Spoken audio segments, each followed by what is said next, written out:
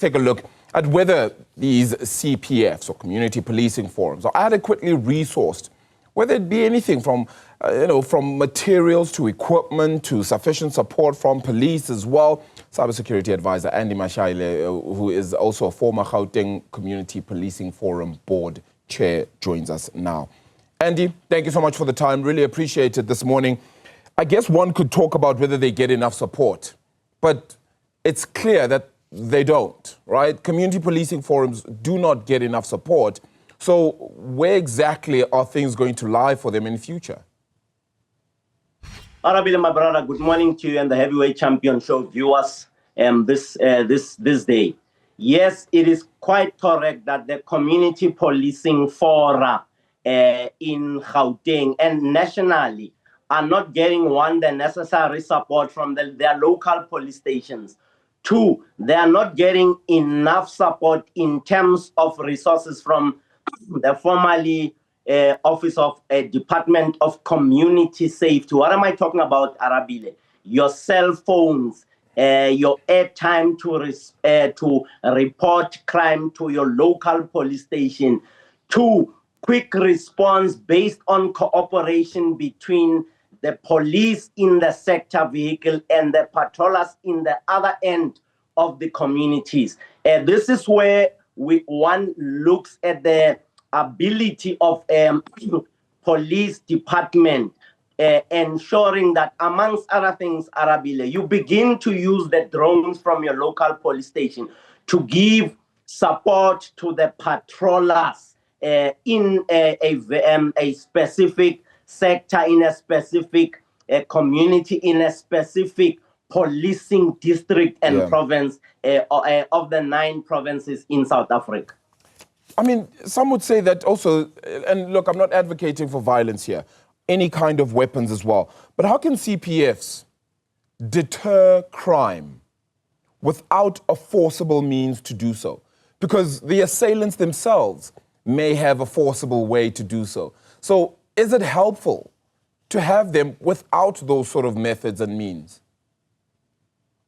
Arabile, said for me to say patrollers are not supposed to carry weapons. It is only those who are authorized from a constitution point of view who can carry legal weapons, which would be the police and other law enforcement agencies. The CPF is established in terms of SAPS Act 68 of 1995, Chapter 7 of the Act, Sections 18 to 23, which specifically prescribes that the MEC must establish community police forum from the provincial level up, and then they will cascade through your districts and your local police stations. Reading the regulations that enable that act, Arabile, my brother, would be the CPF temporary regulations of May 2001, signed into law by the late Minister Steve Tshwete. Effectively speaking, when one is the function of the community police forum is never and is not and will never, until the constitution changes, be a responsibility to patrol their communities. The patrollers come in as a subsector, a subcommittee of the CPF, which then says to both you and I that the function of patrolling, the CPF must ensure that the police at your local policing precinct do what they're expected to do. That is sector patrolling. They must have vehicles, Arabile. When we were still the chairpersons of the Gauteng Provincial Community Police Board, there were 2 vehicles per sector. And those vehicles were continuously supposed to engage and lead the patrollers that were affiliated or regulated by the Office of Community Safety. Members of the CPF have no right and no business to be playing policing. It is a function of the Constitution and based on the SAPS Act. Should it matter if, you know, the CPF itself is actually under an actual forum or not. And I only ask that because people will just feel they need to look after their own communities. And sometimes the means to kind of register that is a bit difficult. What I've observed, the difference between our communities and white communities, for the want of a better word, Arabile. In your white communities, you have your security companies joining with a law enforcement in the policing district, even at provincial investigations unit. Now, in our communities, we don't have security companies joining forces with the police. Why should they join forces with the police? For us to be able to go into that mindset that says security companies are force multipliers. They increase the number of the bodies, the boots on the ground, one way or the other, by engaging with the police in the patrolling and operating on the same wavelength from a communications point of view. You have seen a number of cash and transit heists, robberies, where security companies arrive before and they do what they're expected to do, and the police come in and then they back off when it comes to integration.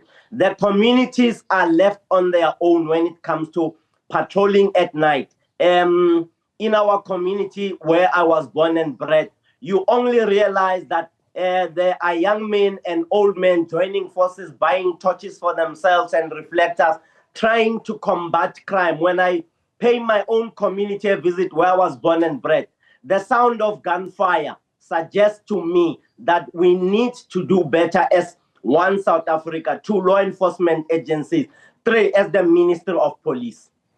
It's in doing better, one would say that we're going to have to need even more people playing a part in all of this. And as you've just made note of, there's police who need to be doing more sectoral sort of looks as well, then communities putting out a little bit more work. Then is there a way to say that more training also then needs to be provided to these community policing forums? There is a way that training can be provided, Arabile.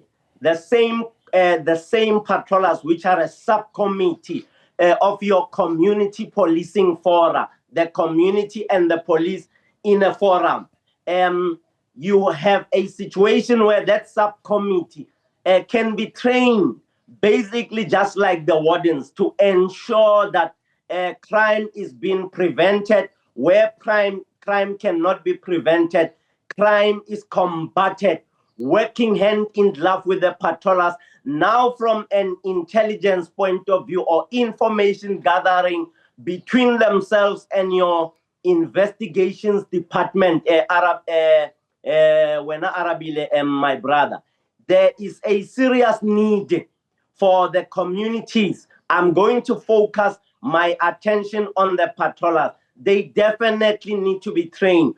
Am I suggesting that a cooperative of patrollers being converted into security companies? Definitely, that's what I'm saying. Because even some of these patrollers, just like we see in the policing space, some of them become naughty, not all of them. Some of them become naughty and start robbing people because they would be patrolling night in, night out without any stipend. I'm not prescribing or suggesting that government must help them with a stipend. Yeah. I will say to the community policing fora in Gauteng and in South Africa, if you remember, as the spokesperson for the National Community Police Forum, there is in the regulations, there is a provision where a Section 21 company, Arabile, must be established by the local community policing fora in the area where you and I come from. That must go out, raise funds,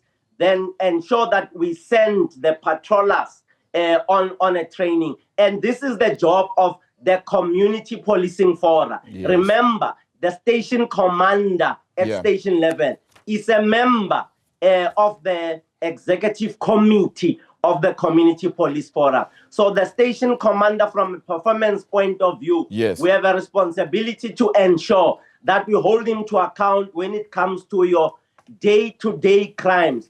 Every Monday, you have what we call a station crime combating forum, where your top 6 in the community police forum sit in a meeting with the police to check on the crimes that were committed the previous week, the hotspots, the times, all of those kind of duties. Some of the things I cannot go into detail. We are having a dysfunctional community police forum operation, especially from my wonderful colleagues and brothers in the blue uniform. Remember, some of the members of the community police forum don't possess the in-depth information that I have with regard to how it should operate. I said interim regulations of May 2001, CPF interim regulations of May 2001 prescribes on the operations of the CPF up to the funding. Andy. Yes. Yeah, sorry, we're going to have to leave it there, but really appreciate the time. I think even just talking the future then, as well then, of policing forums has been very pertinent and important. And I think the kind of conversations that need to be had, the kind of training that we speak of as well, the kind of responsibility not being taken away from police and just thrown into these policing forums is going to be ultimately very necessary, because we're seeing these criminal activities being on the rise and hurting those policing forums which are aimed at just protecting their own community. Appreciate the time. The former Gauteng Community Policing Forum board chair then, Andy Mashaile, joining us then as well, as we, of course, still uncover more from those 4 people that have been killed in Marigny then in that informal settlement.